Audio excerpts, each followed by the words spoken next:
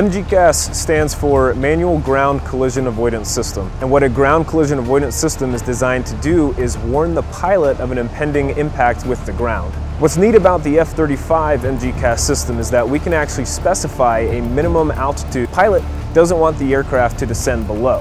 How we test that here at Edwards is we actually steer the aircraft towards the ground, but the way we can do that safely is that we actually set the altitude to be high enough to where telling the jet that the ground is significantly higher than it actually is.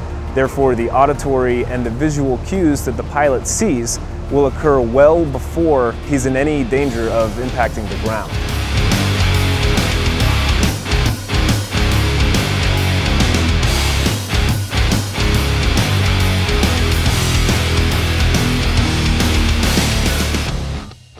Most of the testing on the GCAS system is actually done in the labs. They run through thousands and thousands of simulations, and by the time it gets to flight test, we only do a minor representation of the whole flight envelope.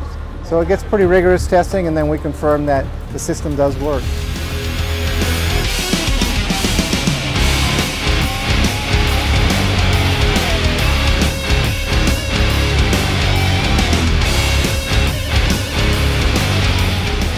Ground collision avoidance systems are designed to prevent cases of CFIT, which is controlled flight into terrain.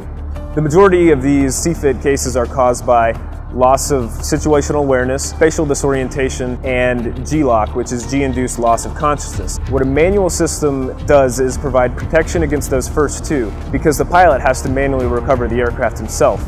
So the warfighter will now be protected against loss of situational awareness and spatial disorientation.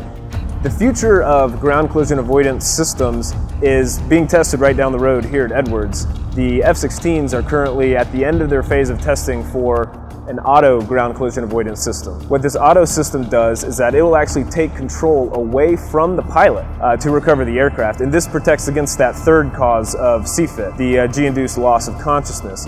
So if the pilot loses consciousness, the jet will actually take over and prevent the aircraft from striking the ground. Have defined attitudes where we'll roll inverted, for instance, and one of them will be 45 degrees, nose low inverted, and we'll have the chevrons come in and give the pilot a cue that he's got to recover. We'll test, make sure all the displays are functioning correctly, and then we'll make sure that the altitudes are all functioning correctly. Our aircraft response model is accurately predicts how much altitude you're going to lose once the pilot does react. We feed all that back into the computers, we tweak it a little bit, kind of an iterative process, and then we come up with a pretty good solution. It's a safety system designed to save pilots.